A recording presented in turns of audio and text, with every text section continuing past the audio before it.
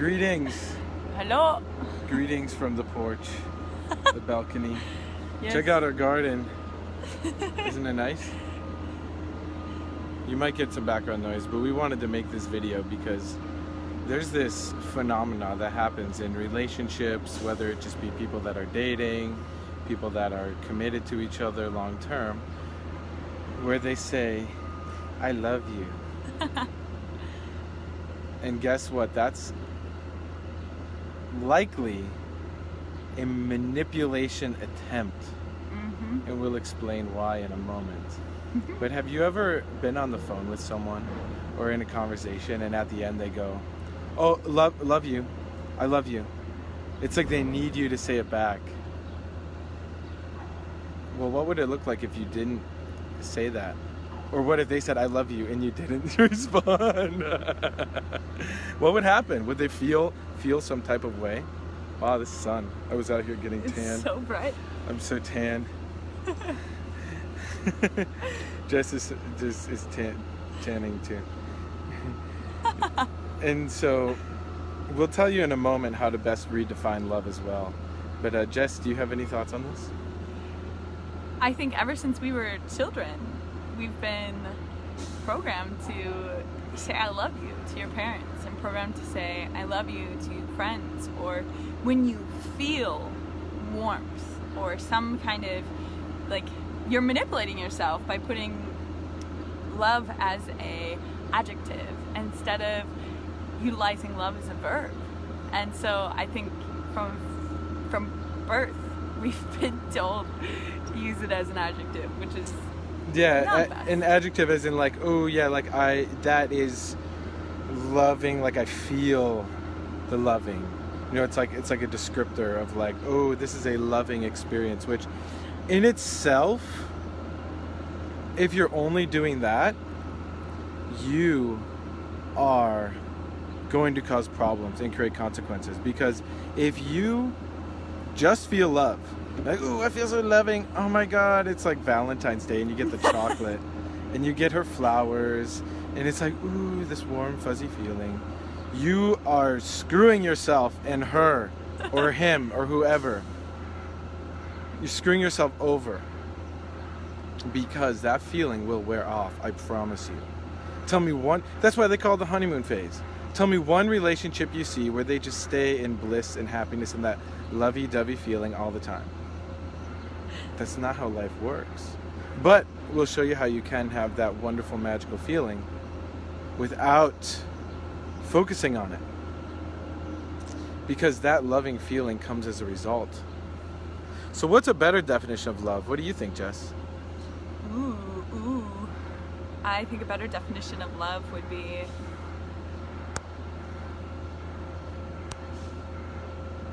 giving. In that, you know, if you love someone, it's not that you state that, it's that you show that through your actions. And if you truly love them, then you want what's best for them. You want them to live their best life that they could be living. And so that's supporting them in whatever capacity that would be. It depends on your relationship and like what their needs are. But like with Mitch today, he requested an omelet with peanut butter toast. And I showed him love by making him his omelet and peanut butter toast to the best of my ability with greens from our garden, and I put my love into his food and I gifted it to him. It was like an act of service and not just lip service of, oh, I love you, Mitch. It's not doing anything for him. With the emojis and all. Yeah. Yeah. Wait, so Jess, that sounds like I'm going to have to actually change something and actually do something different, which sounds like a lot of work. If I'm really going to back up when I say I love you with actions. Well, that's taking responsibility over your life and the lives around you. If you truly love someone, then you'd be willing to do that. If you don't, then you don't actually love them. You're just using the emotional feeling as a manipulation and you're just addicted to the energy of it. Wait, so I'm gonna have to stop being an addict to this feeling of love? Yes. You're gonna have to stop being an addict to the energy experience of feelings and emotions in general in order to really truly experience life. Wow, so wait, What? Because I thought life was all about a really good feeling and feeling love. I thought love was the answer. That's what they taught me in church.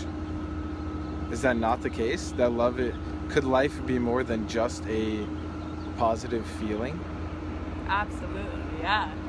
Yeah, it's that is a byproduct of your starting point as doing what's best for all life, in that your actions, your thoughts and words are helping life survive. Like when I take care of our plants and I water them and I, make sure that there's no dead leaves, and I take those dead leaves off and I give them plant food and make sure they're getting the sun they need. And that is the starting point of life. Like, I'm trying to help these plants live. Just like me making you breakfast. That's a starting point of life. I'm helping you live and thrive. And so I think you have to be clear on your starting point. And, in me doing that, I feel great. Yeah, that is a byproduct of me choosing that. But my starting point wasn't to feel good. My starting point was to give life. And then within that giving of life, you feel good. Wow, it's kind of like, so I'm not a parent, but I would imagine being a parent, it's like if you're just trying to have your kid or yourself feel good and, ooh, I feel the love, you're setting that kid up for a horrible life, because it's just not possible.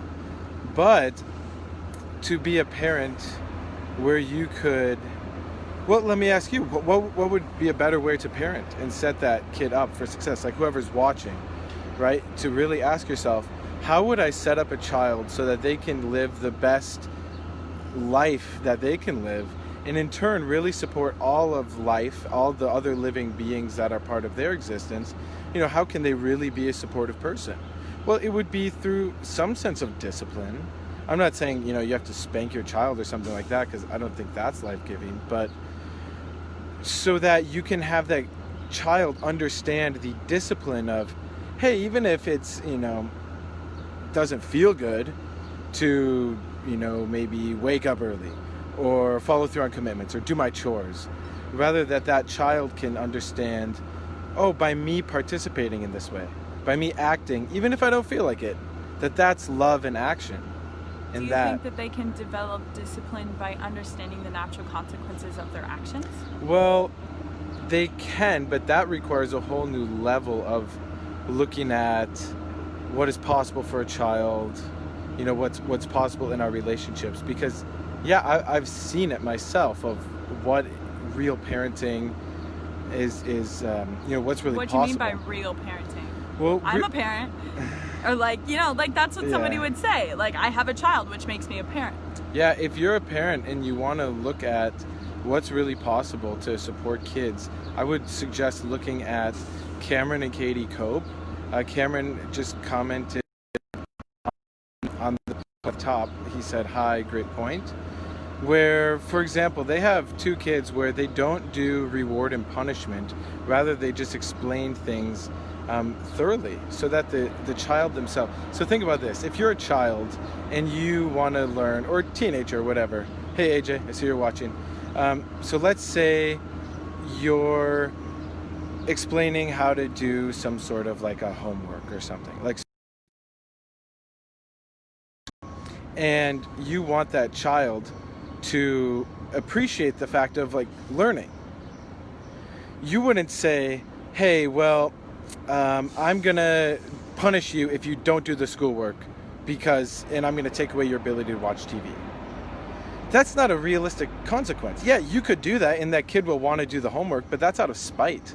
That's because that kid's gonna be like, well, I just want to do the homework so I can watch TV.